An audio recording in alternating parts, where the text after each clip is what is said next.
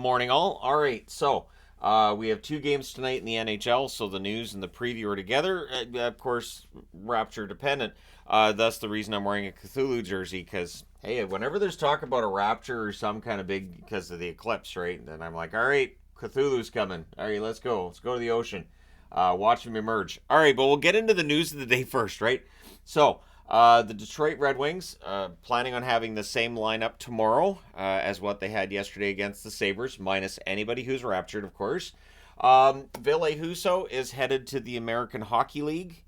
It's going to be a conditioning stint for Husso, so he may get a game or two in this weekend, and then likely come back up for the Detroit Red Wings next week. So we'll see how the Red Wings goaltending rotation works, considering how important these games over the next 10 days are, and you don't want to mess with what has been working, right?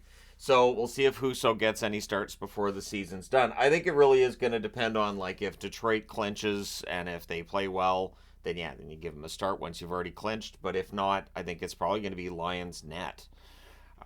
It just feels like Alex Lyon's going to be the guy until the season's done at this point, but we shall see. So the Washington Capitals might be without Sandin for a while, at least according to the coach. He's going to miss some time. He got injured last night against the Ottawa Senators. I couldn't find anything more than that on how long he's going to miss. Sandin's been good for the Caps this year. Obviously, they gave him an extension, so they think he's good as well. I do still like Sandin, and we'll see how the Capitals do with him not being in their lineup for a while. It's just some time. He's going to miss some time, so I wish I had more information, but at this point, I do not. For the Vegas Golden Knights, Hertl is expected to play tonight.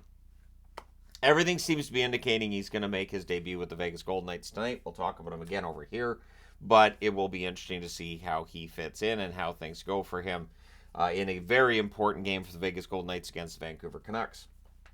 Patrick Maroon could make his Boston Bruins debut on Saturday, and Jim Montgomery saying at a press conference that everything's trending in that way. If he has a really good practice on Friday, he'll likely be in their lineup on Saturday. Again, it's important to get a guy into your lineup before the playoffs start, right? You want to make sure that you've had, a good chance to look at him and see how he's doing and figure out where he's going to fit into the lineup. So we'll see how many games Maroon gets in, but looking forward to seeing him with the Bruins. And, should be entertaining. So tonight we have two games in the NHL. One starting at 7 Eastern, one starting at 10 Eastern. So there's nothing stopping everybody from watching every minute of this unless there's some kind of blackout in effect where you're at. So first we start with Pittsburgh and the Toronto Maple Leafs. Pittsburgh Penguins 36-30-11. They're 6-2-2 in their last 10. Crosby, 40 goals, 45 assists, 85 points for him. Letang, 9 goals, 40 assists, 49 points. So the veterans are likely going to decide what happens with the Penguins and whether or not they make the playoffs, which is Crosby, Malkin, Letang, Karlsson. Malkin and Karlsson are two that over the last week have started to play a lot better than what they had been.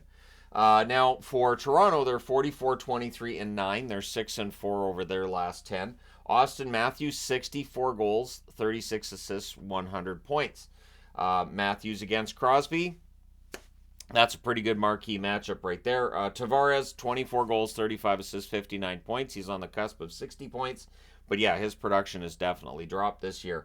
These teams have split the first two meetings, so this is the tiebreaker. November 25th, a 3-2 win for Pittsburgh.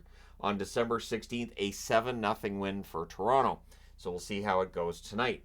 And then at 10 Eastern, 7 Pacific, the Vegas Golden Knights and the Vancouver Canucks renew their rivalry. Vegas has won 2 of the first 3 meetings. November 30th, it was a 4-1 win for Vegas. March 7th, a 3-1 win for Vancouver. And April the 2nd, a 6-3 win for Vegas. For the Golden Knights, they're 42-26-8. They are 7-2-1 in their last 10 games, playing quite well.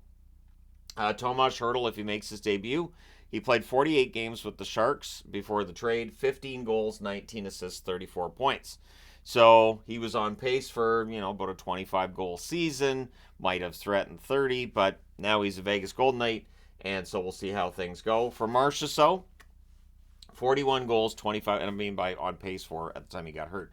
Marchessault, 41 goals, 25 assists, 66 points. He is chasing the The team's goal record held by William Karlsson, I believe that's 43 goals. Marchessault's been quite good, and he enjoys playing against Vancouver, so we'll see how things go there. Vancouver's 47, 22, and 8. They're 5-5 over their last 10. They've been remarkably average to mediocre over the last while here. This is a good test. This is a really good test, and of course, on Wednesday, they're at home against Arizona.